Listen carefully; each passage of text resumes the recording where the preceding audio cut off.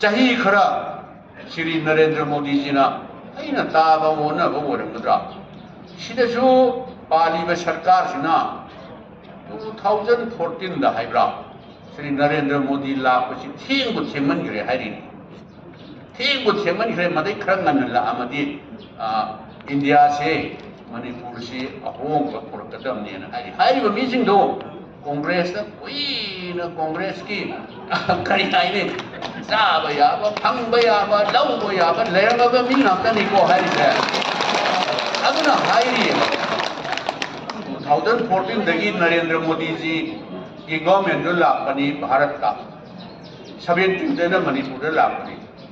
मधुगी ममांग Moina गुरुनी हाइना तौरिबा